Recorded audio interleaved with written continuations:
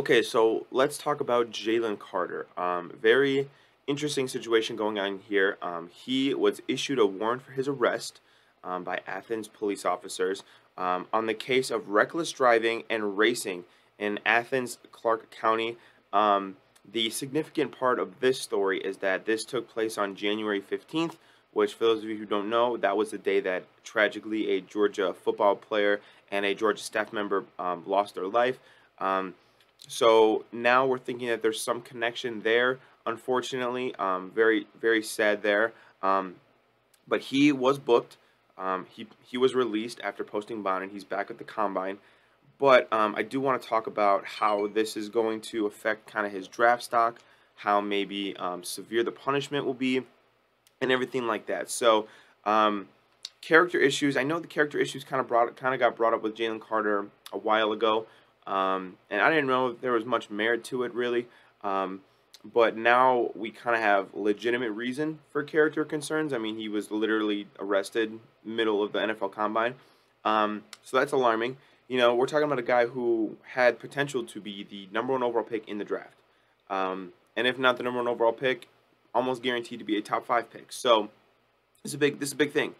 And I'm not going to talk about any of the legal processing of whether I think he's guilty or not, or if he had any involvement in the deaths that occurred. That's not my business.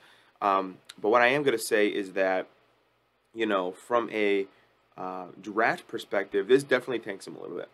How far does he tank? Now, there have been guys in the past with character issues, and unfortunately, as we've seen, a lot of teams in the NFL don't care as much about those character issues as they do how good of a football player they are.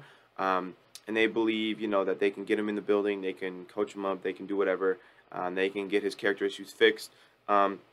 Which for some guys works, which for some guys it really never works. They're just kind of always destined to get themselves into trouble.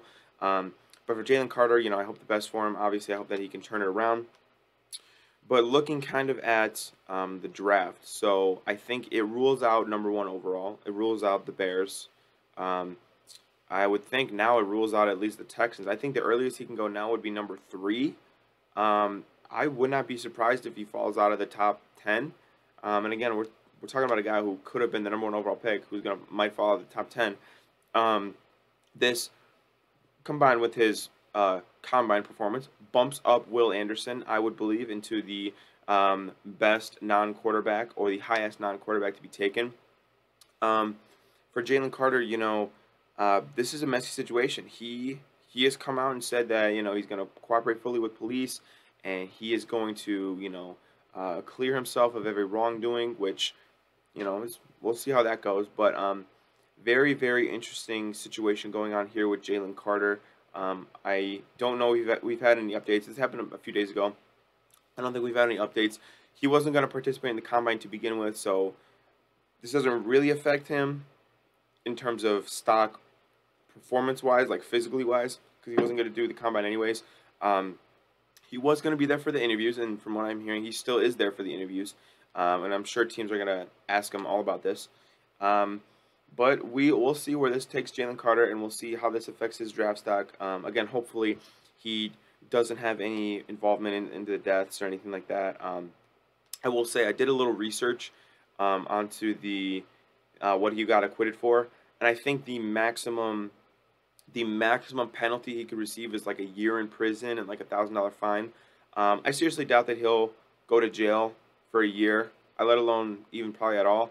My guess is that if he's found guilty, that he will, put down a however many $1,000 fine, and then they'll make him do community service for X amount of hours. That would be my guess.